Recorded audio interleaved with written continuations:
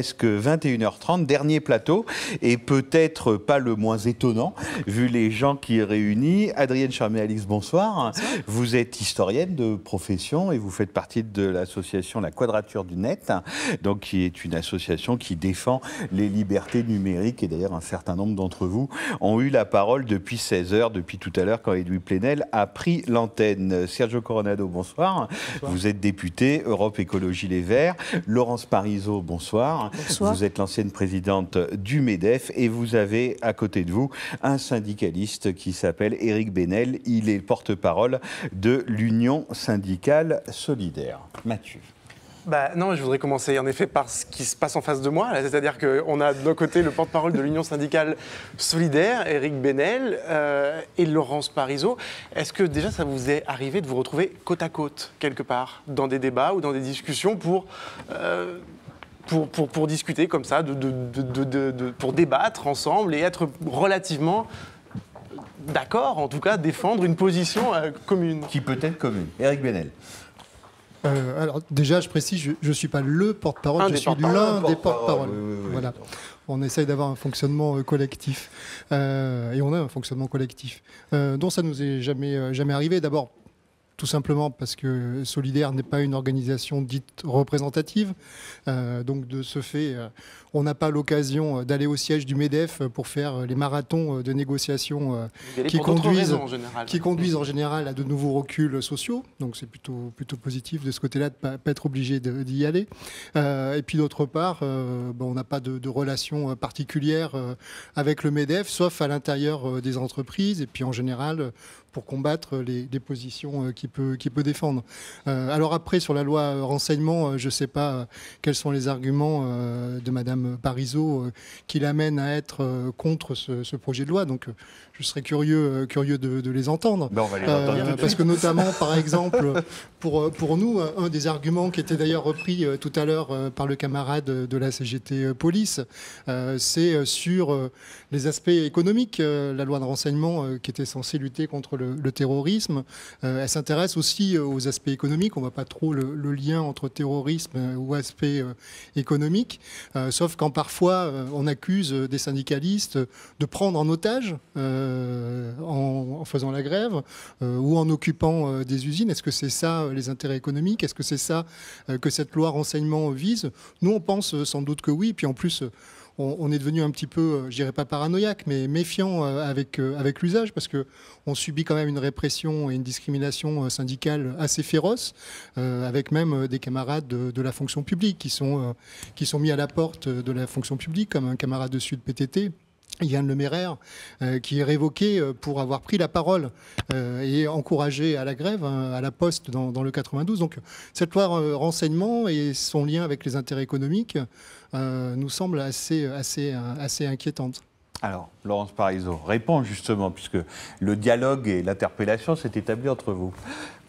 Tout d'abord, si vous me permettez, effectivement, on n'a jamais eu l'occasion de se croiser sur un plateau ou discuter ensemble, mais vous le savez, j'ai toujours été très attachée et très défendeur ou défendresse, je ne sais pas comment il vaut mieux le dire, de la relation, de la discussion, du dialogue avec les organisations syndicales. Et il y a beaucoup de choses que j'ai voulu, pendant mes années à la tête du MEDEF, promouvoir, qui étaient issues de confrontation, mais positive, que j'ai pu avoir avec les organisations syndicales. Donc je ne suis pas dans une logique d'opposition, de clivage, bien au contraire. Ensuite, pour dire d'un mot, mais on y reviendra, je pense qu'il y a un vrai sujet sur les questions économiques en relation avec le projet de loi renseignement, comme vous venez de le dire. Pour les mêmes raisons que ce qu'il vient de dire, Éric Benel ou... Je ne sais pas si le projet peut être particulièrement menaçant pour les organisations syndicales, mais ça peut l'être. Ça peut l'être. Ça peut l'être. Parce que ce qui fonde mon opposition au texte de loi tel qu'il est rédigé actuellement, c'est ce qui a été dit par tous vos interlocuteurs précédents, c'est qu'il est tellement général, tellement flou, tellement imprécis dans les modalités de contrôle ou de recours, qu'il est évidemment une menace potentielle pour toutes nos libertés. La liberté du syndicaliste, la liberté de chaque citoyen, la liberté stratégique d'une entreprise, mais même des choses plus fondamentales que cela. Et moi, je trouve que ce que nous a rappelé le 11 janvier, c'est que la liberté, c'est quelque chose de très fragile. Un rien peut la mettre à bas. Il faut qu'on ait une conscience historique des choses.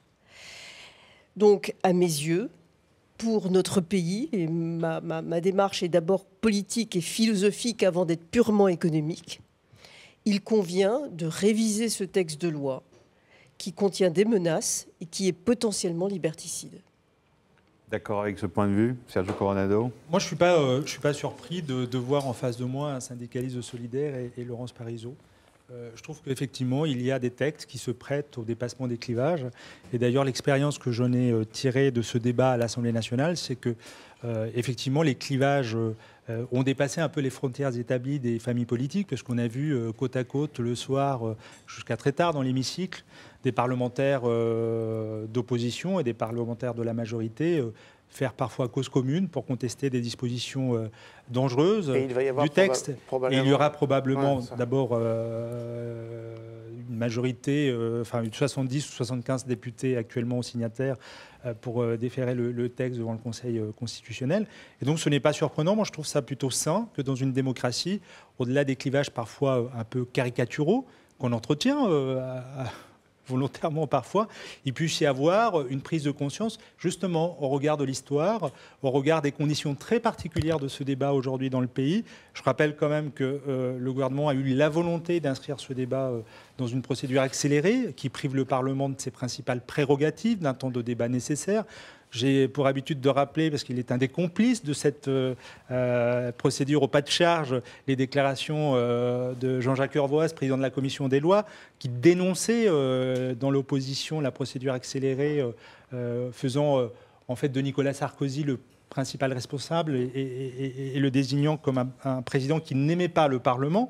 Donc si j'en convient avec lui aujourd'hui, c'est quand on a recours à cette procédure, c'est qu'on n'aime pas le Parlement, qu'on n'aime pas le débat, qu'on n'aime pas le débat d'idées. Et de ce point de vue-là, effectivement, je crois que si le gouvernement a décidé d'aller au pas de charge devant la représentation nationale, c'est qu'il y a des dispositions qui posent débat, qui posent problème et qui font l'objet de critiques tout à fait argumentées dans la société aujourd'hui et qui comportent des risques réels de dérive et d'atteinte aux libertés, notamment aux libertés fondamentales qui sont le respect de la vie privée. Adrienne Charmé-Alix, avant d'entrer dans le détail justement de ces mesures précises. De la même façon, je ne suis pas surprise de cette large convergence d'idées.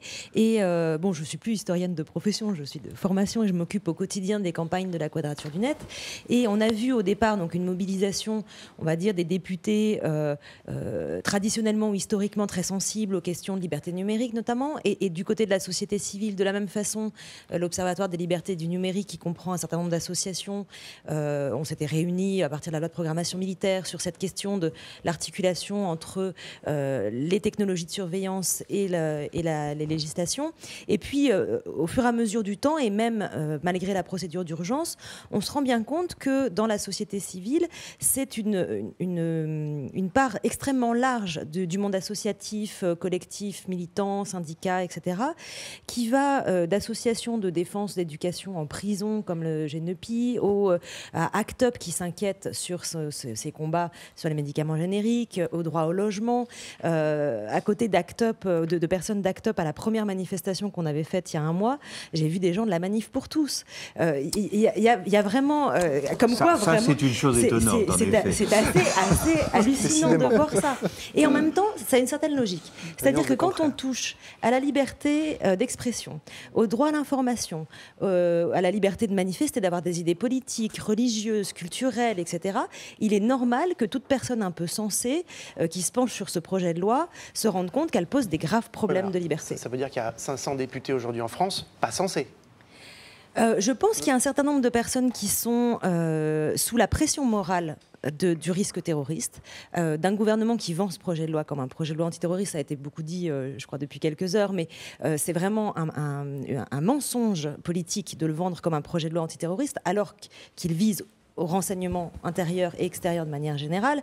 Et cette pression morale, on l'a vu avant même les attentats de janvier, au moment de la loi antiterroriste de novembre, où quelqu'un comme Jean-Jacques Urvoas, par exemple, signait des tribunes dans Le Monde en disant que les opposants devaient porter la responsabilité des futurs attentats. Ben là, on est dans une pression morale encore pire. Là, selon Manuel Valls, les opposants n'ont pas le sens de l'État. On n'a pas, voilà, des députés comme Isabelle Attard se sont fait quasiment traiter d'antipatriotes. Enfin, on arrive à des choses complètement hallucinantes. Elle nous l'a raconté tout à l'heure. Voilà, et donc la pression morale et la pression d'une opinion publique qui serait pour n'importe quelle mesure permettant de lutter contre le terrorisme, je pense, paralyse un certain nombre de parlementaires, mais de moins en moins. On voit quand même l'opposition monter très nettement. Laurence Parisot. Il me semble aussi, et ce que vous avez dit d'ailleurs le confirme, que beaucoup de parlementaires découvrent le numérique. Au-delà de suivre Twitter, c'est quand même un monde qui est méconnu de la plupart d'entre eux. Et ils ont, je crois, une certaine difficulté à anticiper l'évolution de ce monde. Parce que je voudrais préciser, par rapport à mon introduction tout à l'heure, que je ne suis pas fondamentalement inquiète de ce que pourrait faire ce gouvernement, celui de Manuel Valls, avec une loi de ce type. Par contre, avec l'évolution, par exemple, de la connectique tous azimuts et de l'interopérabilité de tous les systèmes numériques, les possibilités vont être grandissantes. Or, si malheureusement dans quelques années, dans même très peu d'années, nous avons un gouvernement, qualifions-le, d'autoritaire en France, alors là, le pire est à craindre.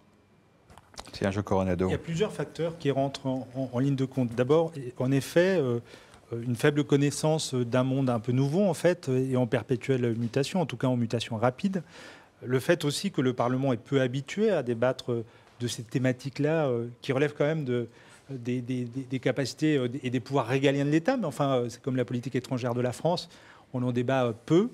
Et donc, on intériorise finalement le rôle un peu paillasson dans lequel la Ve République nous place. Et puis, c'est aussi l'effet direct de la procédure accélérée, c'est-à-dire de priver le Parlement d'un temps de débat nécessaire, d'auditions contradictoires, publiques. Tout ça a été fait dans un temps extrêmement ramassé, puisque le texte a été présenté au Conseil des ministres en plein milieu des élections départementales. Et puis, pour celles et ceux qui ignorent un peu les mœurs et les us et coutumes, après une élection, la plupart des parlementaires sont lessivés, donc ils prennent quelques jours, et donc c'est comme ça que ça se passe, très concrètement. Et puis, il y a... Donc c'est un texte sacrifié, c'est-à-dire qu'en fait... Et puis, il y a le contexte. Ouais. Il y a le contexte. Et c'est vrai qu'il y a une émotion légitime, ce que l'on peut comprendre, à très peu de temps des attentats que nous venons de vivre au mois de janvier. Et puis, moi, j'aurais une dernière remarque. Moi, je n'ai pas envie de me poser la question de savoir si... je ne fais pas de procès d'intention, mais je n'ai pas envie de me poser la question de savoir si ce gouvernement pourrait ou ne pourrait pas. Je crois qu'aucune démocratie ne peut... finalement s'exempter d'avoir une réflexion de fond sur les renseignements, les limites entre protection et, de nos libertés et notre sécurité. Et l'on voit, en fait, pas si loin de chez nous, en Allemagne, une grande démocratie, des abus, des dérapages, des pratiques illégales, incontrôlées, dans un pays qui fonctionne relativement bien. Mais est-ce que cette précipitation et ce flou, parce que c'est ça qu'on nous décrit depuis cet après-midi, c'est-à-dire le flou de ce projet de loi en même temps, c'est-à-dire qu'il est touffu, il est technique, et on ne sait pas, on n'arrive pas à dire exactement en quoi il nous menace, parce qu'il est visiblement volontairement flou. Il n'est pas si flou que ça. Alors, pas si flou que ça. Il n'est pas si flou que ça, il est volontairement très large, je pense. Il est très large. Il ratisse large. Voilà, il ratisse très large sur les finalités du renseignement. Je pense que ça a été largement dit, mais qui vont bien au-delà du terrorisme, sur tout ce qui concerne les violences collectives, la délinquance, la criminalité organisée, les intérêts économiques, industriels, scientifiques, etc. Et sur la diplomatie et sur les mesures de surveillance qui sont autorisées, on on n'est pas dans du flou, on est dans quelque chose d'extrêmement large et qui laisse la porte. L'idée, c'est de faire une loi qui n'ait pas besoin d'être révisée tous les 2 ans. Et du coup, les modalités concrètes et pratiques seront fixées par décret, des décrets qui seront classés secret défense. Donc on ne pourra même pas savoir réellement ce qu'il y a dedans. Et du coup, il y a juste le cadre général. Et ce cadre général, on a l'impression qu'il est très flou, mais en réalité, c'est parce qu'il est très large.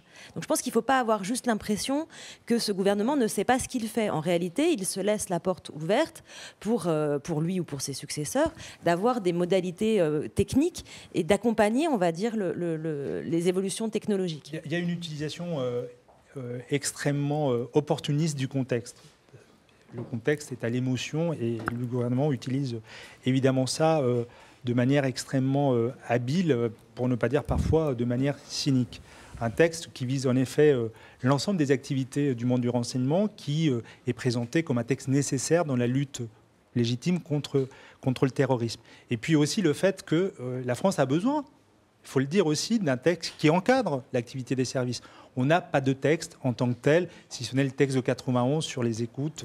Voilà. Et donc on a besoin, comme grande démocratie, de savoir à quoi les services peuvent avoir accès comme outil technique, les limites de cette activité-là.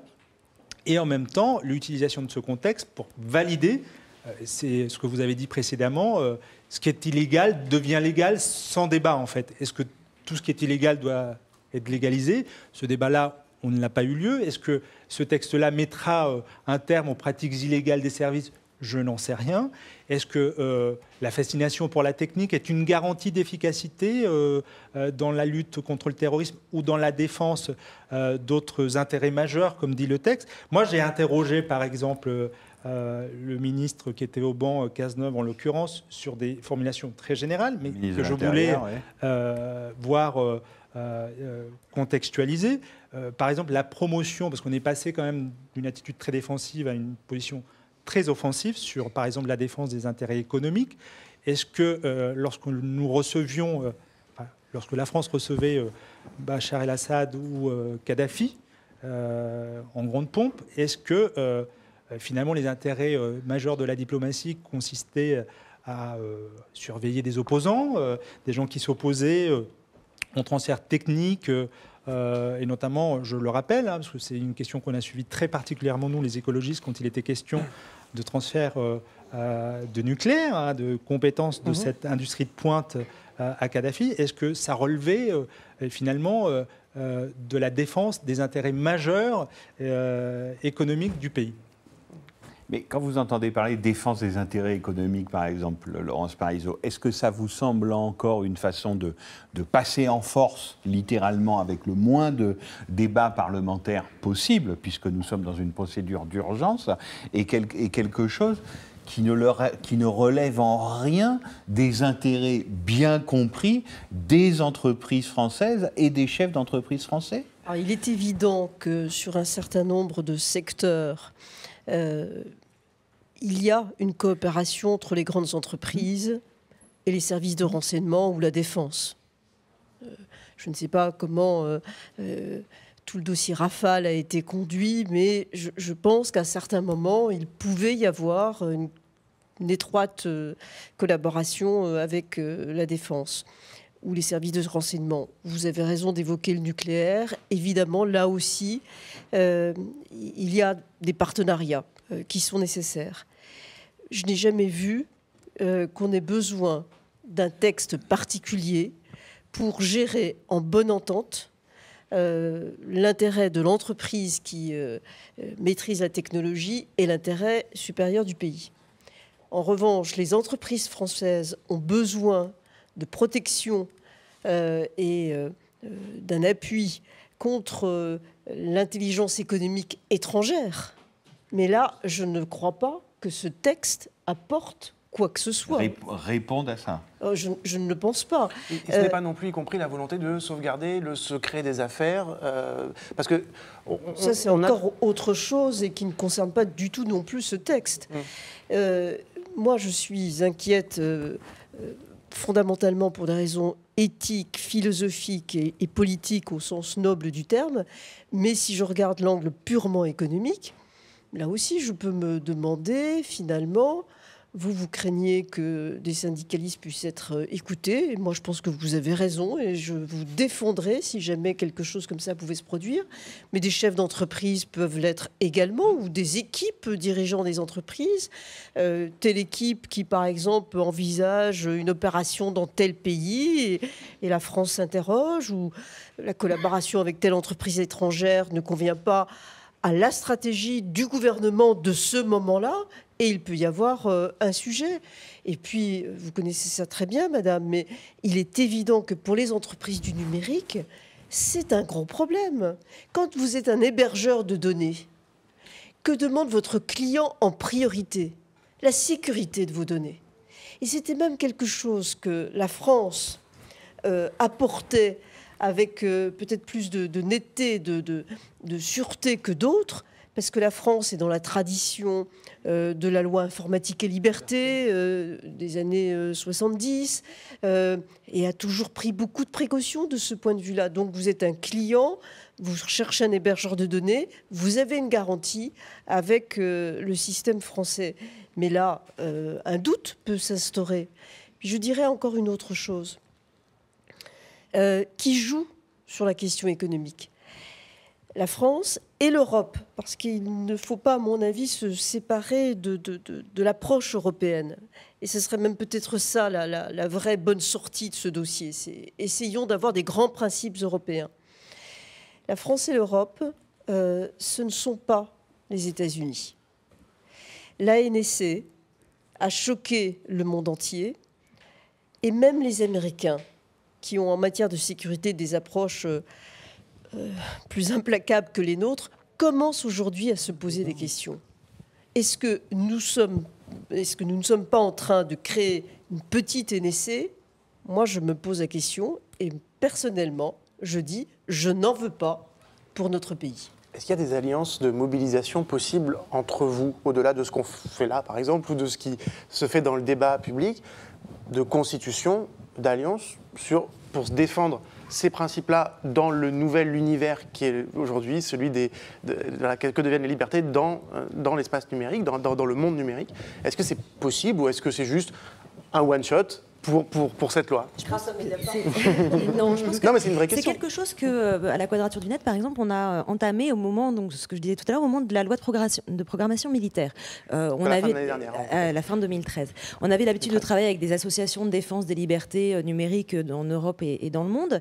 Et puis, on s'est retrouvés un peu pris au dépourvu par cette loi, où dans cette loi, il y avait un article qui autorisait des interceptions de données chez les... C'était une sorte de prémisse de ce qu'on a aujourd'hui. Et là, on s'est rassemblé avec un certain nombre d'associations, de syndicats. Au moment de la loi antiterroriste de l'automne, on a rassemblé encore plus large. Et à chaque fois, on apprend à travailler avec d'autres associations et à avancer. Donc je pense qu'il y a tout à fait matière à faire une veille, une analyse juridique et des actions communes. Et là, aujourd'hui, on le voit particulièrement. Et sur l'aspect économique, par exemple, les actions des hébergeurs, des entrepreneurs du numérique a été importante. Parce que, comme ce que dit Mme Parisot est très juste, la question de la confiance est absolument centrale dans les échanges numériques, économiques ou autres. À partir du moment où il y a des systèmes de surveillance, de captation générale des données posées en cœur de réseau, où est la confiance? À partir du moment où les clés de déchiffrement des outils de communication chiffrés doivent être fournis sur demande et sans délai aux services de renseignement, où est la confiance? Et donc voilà, on a une convergence d'intérêts, notamment sur la question économique, qui est aussi une question de liberté qui va bien plus loin que l'économie. Je voulais un petit peu rebondir sur ce que disait Mme Parisot. Deux choses sur l'aspect économique. Il y a cette question de la confiance, et puis la question des intérêts économiques, elle va toucher d'autres aspects. Il y a quelques semaines, l'association Greenpeace a été interdite en Inde comme portant atteinte aux intérêts économiques de l'Inde. Ça veut dire qu'un certain type de militantisme ou d'opinion politique ou de combat pour un autre type de société ou pour des questions écologiques ou autres, peut être considéré comme mettant en péril des intérêts économiques. Greenpeace en France, Greenpeace le nucléaire, on voit tout de suite où est le danger pour voilà. L'association ACT UP qui s'oppose au projet de loi aujourd'hui le fait également sur ce type d'inquiétude-là, luttant pour un accès aux médicaments génériques, donc s'opposant de facto à un certain nombre de grandes entreprises du médicament ou de la recherche scientifique, peut-elle être considérée comme portant atteinte aux intérêts économiques de la France. Donc la question de l'économie, elle est à voir en ce qu'elle est elle-même, mais aussi en regard et en liaison avec beaucoup d'autres libertés. Et on voit bien que c'est vraiment les libertés dans leur ensemble qui sont concernées par ce projet de loi. Benel. Oui, je voudrais élargir sur ces questions, parce qu'on pourrait aller aussi sur les questions environnementales. Ça a été fait à travers Greenpeace, mais ça aurait pu être... Imaginons que les intérêts économiques par rapport au scandale de l'amiante, imaginons-les maintenant par rapport à une autre menace qui arrive, qui est celle des nanomatériaux, des nanoparticules. Est-ce qu'on va pouvoir porter le débat sur ces questions-là? Est-ce qu'on va pouvoir échanger des documents sur ces questions-là sans être contrôlé, sans être surveillé? Après, il y a un aspect qu'on n'a pas encore soulevé, qui me semble quand même très important et très néfaste dans ce projet de loi, c'est l'absence totale de contre-pouvoir à ces nouveaux pouvoirs qui sont donnés aux services de renseignement. Pour nous, à Solidaire, c'est une question démocratique fondamentale d'avoir un équilibre entre les pouvoirs, et lorsqu'il y a des pouvoirs de surveillance qui peuvent être donnés sur tel ou tel sujet, qui puissent être faits sous un contrôle et en principe et en général sous le contrôle du juge. Tout à l'heure, Madame Parisot disait qu'elle faisait un peu confiance à ce gouvernement, mais sur ces questions de renseignement, d'espionnage, etc., on a connu d'autres gouvernements socialistes. Il y a par exemple le scandale des Irlandais de Vincennes, sur lequel on a eu des choses qui étaient loin d'être correctes. Donc non, on ne peut pas faire confiance d'office, et donc laisser une loi telle qu'elle est, sans le moindre garde-fou démocratique. C'est dans cet état qu'elle est aujourd'hui, dans cet état qu'elle s'apprête à être votée demain, sans le moindre contrôle absence de contre-pouvoir et absence de contrôle. Il y a un contrôle qui est tout à fait relatif, puisqu'il s'agit de la mise en place d'une nouvelle commission, la CNCTR, qui est composée de 13 membres, des parlementaires, des magistrats de la Cour des comptes, de la Cour de cassation, pardon, du Conseil d'État, et puis un représentant de l'ARCEP ou quelqu'un nommé par l'ARCEP. En même temps, l'avis de cette commission n'est pas un avis conforme. Le gouvernement peut passer outre à condition d'argumenter sa décision. Cette commission peut être aussi contournée en cas d'urgence absolue, d'urgence opérationnelle, même si effectivement dans le débat en commission, à l'époque, le président de la commission des lois avait trouvé tout à fait impossible à la fois de définir très précisément ce qu'était l'urgence, et puis de définir ce qui était en plus la différence entre l'urgence absolue et l'urgence opérationnelle. C'est un vrai problème de séparation des pouvoirs, c'est-à-dire qu'on a quand même vraiment l'impression que l'exécutif se tourne vers vous, vers le législatif, en disant en gros, donnez-nous le pouvoir ou actez le pouvoir que nous avons déjà et dormez bonne gens. Il est souvent dit, et notamment par Bernard Cazeneuve, que désormais chaque citoyen aura la possibilité de contester la surveillance dont il ferait l'objet. Moi, je vois pas trop comment il peut je ne vois pas très bien comment il pourrait le faire, parce qu'on ne lui téléphone pas pour l'avertir qu'il fait l'objet d'une surveillance de proximité, en tout cas jusqu'à maintenant. Et puis, comme l'a souvent dit Philippe Pouillon, l'ancien président de la commission des lois UMP, tout ça est un peu du pipeau, puisque les conditions du contradictoire ne sont pas remplies ensuite dans le cadre d'un recours tout à fait hypothétique devant le Conseil d'État. Donc les possibilités de contrôle et de recours sont relativement virtuelles. Je voudrais aussi dire que dans l'article 10 du texte de loi, les agents opérant à l'étranger bénéficient d'une impunité pénale tout à fait élargie, qui me paraît extrêmement problématique. Ça n'a pas été beaucoup relevé, mais par exemple, le scandale que l'on observe aujourd'hui en Allemagne sur les pratiques des services allemands pourrait avoir lieu en France sans pour autant qu'on ait la possibilité de s'y attaquer, puisque vous savez que la compétence du Conseil d'État est quand même périmétré aux frontières hexagonales et qu'il n'y a pas de possibilité d'y avoir recours. Et que là, on établit très concrètement une impunité qui est une forme de protection selon les dires gouvernementaux, mais qui est une impunité pénale clairement affichée. Pour revenir rapidement sur les recours du citoyen, il faut quand même avoir conscience que le citoyen peut certes demander à la future CNCTR en fait, concrètement, le citoyen va demander s'il a été surveillé et la seule réponse que la commission pourra lui donner, c'est tout a été fait dans les règles ou il y a des choses qui n'ont pas été faites dans les règles. C'est-à-dire que concrètement, on ne saura pas si on a été surveillé ou non, pendant combien de temps, selon quelle technique, pour quelle finalité. Et si on vous dit ça n'a pas été fait dans les règles, à vous de vous retourner contre le Conseil d'État sans avoir accès aux pièces concernées qui sont classées secret défense, sans que votre avocat puisse les consulter non plus. Et donc concrètement, ce recours est totalement illusoire. Je pense qu'on va être un certain nombre à attester la réalité de ces recours, mais j'attends avec impatience de voir. Oui, j'attends ça avec beaucoup d'impatience. Je pense que c'est totalement illusoire. Peut-être dernière question à tous les quatre. Contrairement aux promesses de Manuel Valls après les attentats de janvier, où à la tribune de l'Assemblée nationale, il a promis qu'il n'y aurait pas de Patriot Act à la française. Est-ce que là, selon vous, c'est bien un Patriot Act à la française qui est en train de se déployer ou c'est encore pire? C'est pire parce que le Patriot Act est temporaire en ce moment. Il est en train d'être rediscuté. Il va être réautorisé ou non au mois de juin. On n'a pas l'impression que c'était temporaire parce que ça fait 15 ans qu'il est automatiquement revalidé. Ce qui, entre parenthèses, montre que la question du contrôle parlementaire, elle est relative également quand en fait c'est installé comme une loi d'exception. Là, on n'est pas du tout dans une loi temporaire. On peut dire que c'est pas une loi d'exception. Il y a vague rediscussion dans 3 ans, 2-3 ans. Voilà. Donc, mais la clause de revoyure du Patriot Act, on a vu ce que ça a donné pendant 15 ans. Oui, mais le débat aujourd'hui aux États-Unis sur l'encadrement, et notamment par le juge judiciaire, est en train d'évoluer. Mais ils sortent de 15 ans de Patriot Act. Et ils sortent de 15 ans de Patriot Act. Oui, mais c'est une loi qui, dans son ensemble, la clause de revoyure, elle est là essentiellement pour la question des boîtes noires.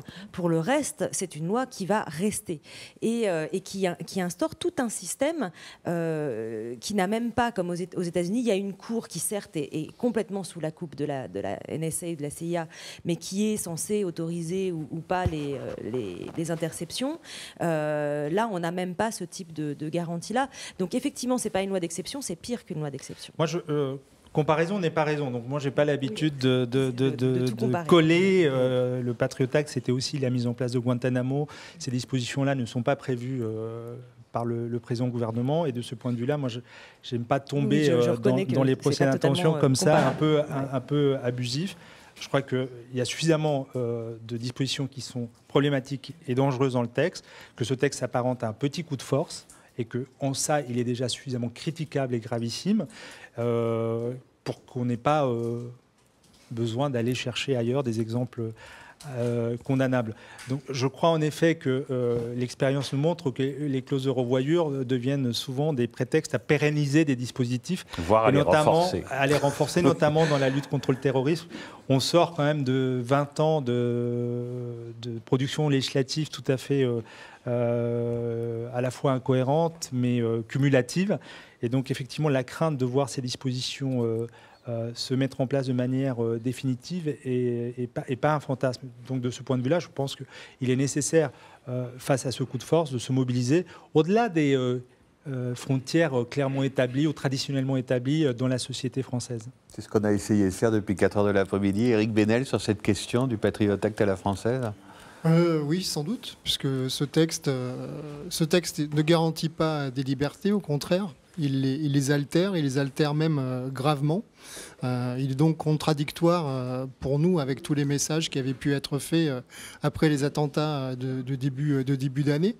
On a là quelque chose qui va considérablement dégrader les libertés publiques dans ce pays, la liberté, un des endroits de liberté qui existait et sur lesquels on peut encore faire circuler des idées, des messages, c'est Internet, avec les risques qui sont afférents à ce média-là.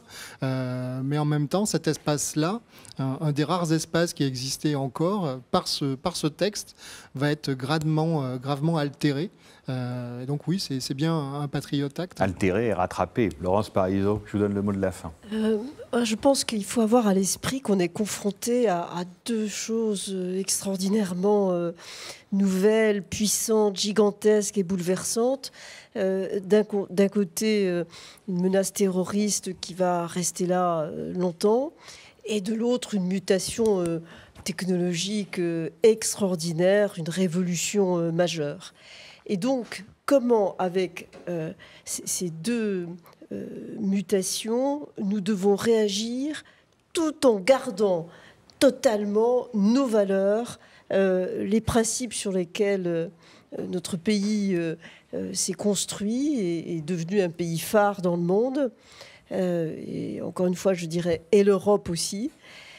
Et donc, ce petit rappel pour dire, et je crois que là-dessus, on est tous les quatre tout à fait d'accord, on ne peut pas aborder tout cela par un texte passé en procédure d'urgence, sans débat, non seulement à l'Assemblée, vous avez raison, et au Sénat, mais sans débat public. Car les Français ne connaissent pas ce texte, ne mesurent pas, ne sont pas comme nous depuis quelques jours ou quelques semaines en train de réfléchir à ses conséquences possibles. Vous pour le syndicalisme, moi pour l'économie, vous pour le numérique, vous d'un point de vue politique. Donc il faut absolument le temps du débat. Je trouve que c'est la première chose qu'il convient de demander au gouvernement et au Conseil constitutionnel peut-être aussi, que vraiment toutes les hypothèses soient bien explorées et que le temps de la confrontation d'idées puisse se faire. C'est bien pour cela, parce que justement tout ça n'est pas en adéquation avec notre tradition démocratique et la force de cette tradition démocratique que modestement, mais en long, puisque ça a duré depuis 4 heures de l'après-midi, depuis 16 heures, quand Edoui Plenel a pris l'antenne, et bien nous avons essayé de l'ouvrir, voilà, ce débat, et d'organiser cette confrontation démocratique autour de nos valeurs. Et là, visiblement, la façon de faire de l'exécutif ne correspond en rien à cela. Merci infiniment à Mathieu Manonex de m'avoir accompagné pendant la dernière partie, à Edoui Plenel qui est là-bas derrière vous, d'avoir pris l'antenne dès 16h. Je ne l'ai pas encore dit une seule fois de la soirée, mais là il est 22h05, comme il avait 5 minutes de retard, Edoui, et ben voilà, nous avons vraiment fait le temps imparti à la minute près. Vous avez jusqu'à minuit pour vous abonner. Normalement l'abonnement de Mediapart c'est 9 € le mois, et bien là c'est 9 € les 3 mois. On se reverra au mois de mai, au mois de juin. Merci infiniment à tous, et évidemment un très grand merci aux équipes techniques qui ont cavalé depuis 16 heures, toutes les équipes de Pierre Catan, à François Bonnet qui a fait de la moto pour amener les images entre ici et les Invalides, à Hubert Huertas et Amélie Poinceau qui ont travaillé dans des conditions acrobatiques. C'était un one-shot, c'est un terme qui a été employé. En fait, ça tenait surtout du happening, mais ça se voulait un happening démocratique. Merci beaucoup, à bientôt.